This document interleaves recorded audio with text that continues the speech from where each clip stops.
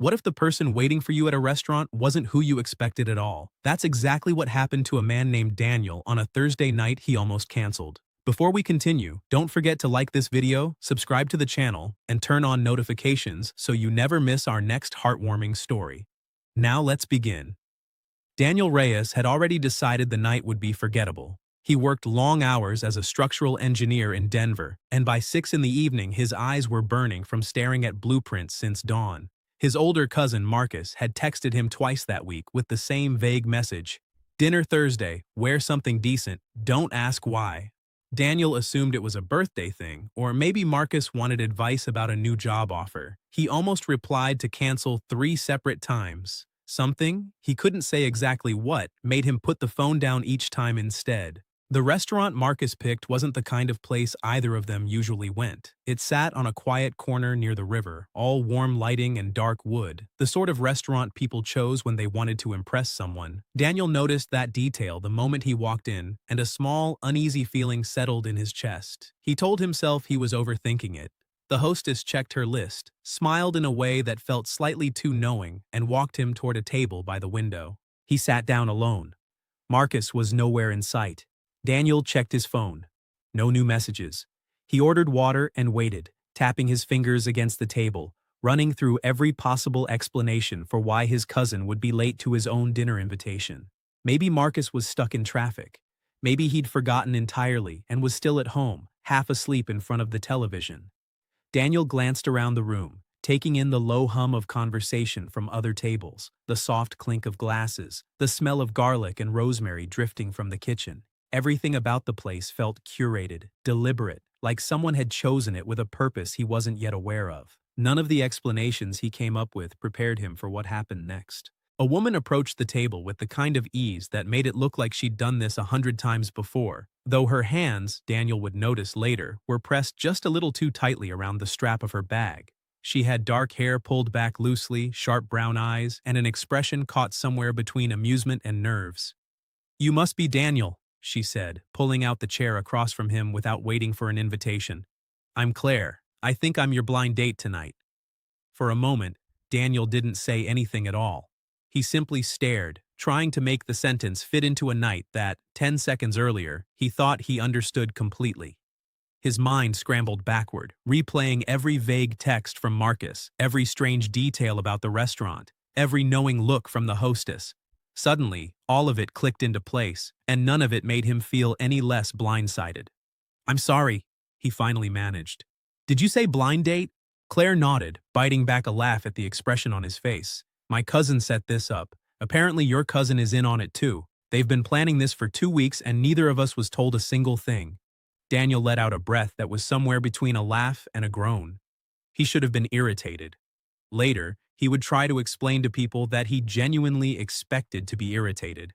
Instead, watching Claire attempt to keep a straight face while failing completely, something in his chest loosened for the first time all week. "So there's no dinner with Marcus," he said. "There is no Marcus," Claire confirmed.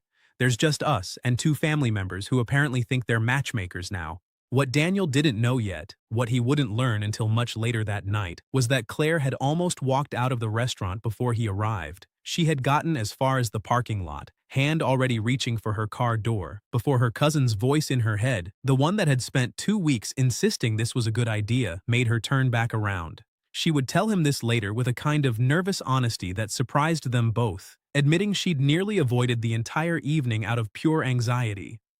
"I sat in my car for almost 10 minutes, she would confess, laughing a little at herself. "I had the engine running and everything. I kept telling myself I could just say I got sick." What stopped her, she admitted, wasn't confidence. It was the small, stubborn thought that she might spend the rest of the year wondering what would have happened if she'd stayed. For now, though, Daniel had no idea any of that had almost happened. All he knew was that the woman sitting across from him seemed far too composed for someone who had just crashed, uninvited, into what was supposed to be a quiet dinner with his cousin. He studied her for a moment, trying to decide whether to be annoyed at being ambushed or simply curious about how the rest of the night might unfold. Curiosity won, easily and immediately, in a way that surprised him more than the blind date itself. They ordered food, neither of them fully paid attention to eating. The conversation moved in a way Daniel wasn't used to, easy in some moments, hesitant in others, the kind of talking that happens between two people testing whether it's safe to be honest yet. Claire worked as a physical therapist, spending her days helping people recover movement they thought they'd lost for good. Daniel found himself asking more questions about her work than he meant to, genuinely curious in a way that had nothing to do with politeness. Somewhere between the appetizers and the entrees, the initial awkwardness folded into something quieter and more comfortable.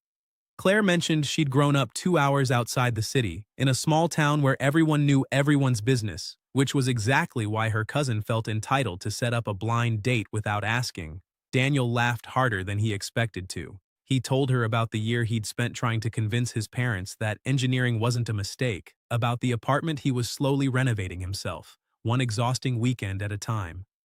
There was a moment, almost an hour in, when Claire went quiet mid-sentence, staring past Daniel toward the window. He turned to see what had caught her attention, but there was nothing unusual outside, just the ordinary movement of a city settling into its evening. When he looked back at her, she seemed almost embarrassed. "Sorry," she said. "I just realized I haven't checked my phone once since I sat down. That never happens."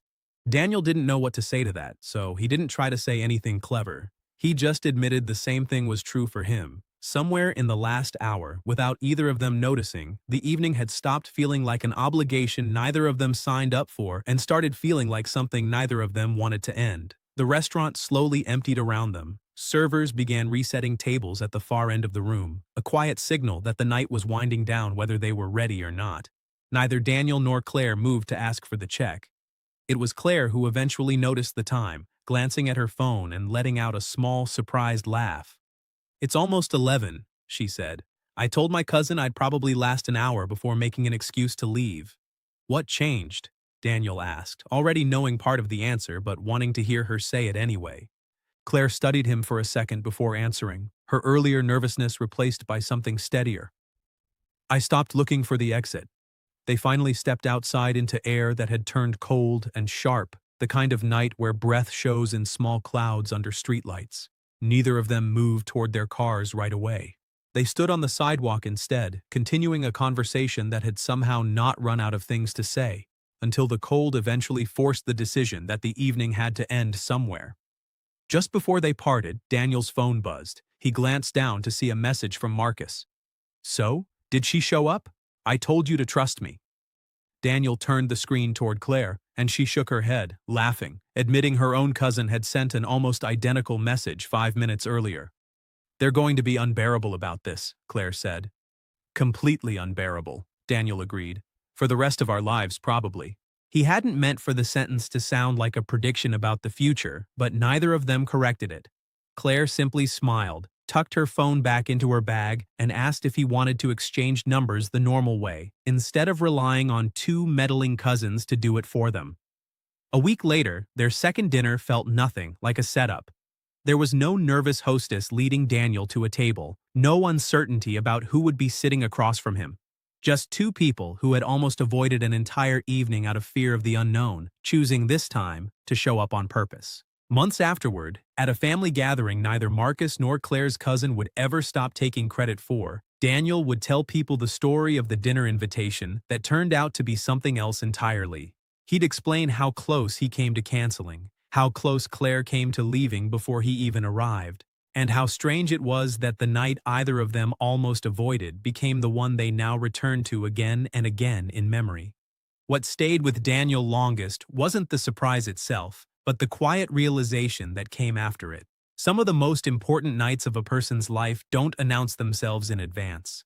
They arrive disguised as something ordinary, an invitation, a favor, a dinner with a cousin who suddenly isn't there, and it's only much later looking back that anyone understands what almost didn't happen at all. He thought about that often in the months that followed, especially on the evenings when Claire fell asleep on his couch halfway through a movie, or when she left notes on his kitchen counter before early shifts at the clinic. He thought about the version of that Thursday where he'd texted Marcus to cancel, where Claire had followed through on backing out of the parking lot, where two people who were clearly meant to sit across from each other never got the chance. It was a strange thing, he decided, to owe so much of his life to a single moment of almost not showing up. Marcus never let him forget it, of course. At every family dinner, Every holiday, every casual phone call, he found some way to remind Daniel whose idea the whole thing had been in the first place. Claire's cousin was no better, taking every opportunity to remind her how close she'd come to missing it entirely. The two of them eventually stopped arguing about who deserved more credit and simply let their cousins enjoy the victory. It seemed like a small price to pay for everything that had followed.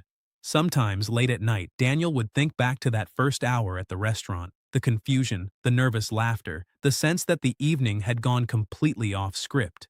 He understood now that it hadn't gone off script at all. It had simply followed a different one, written by two people who had no idea, sitting down at that table, how much they were about to change each other's lives.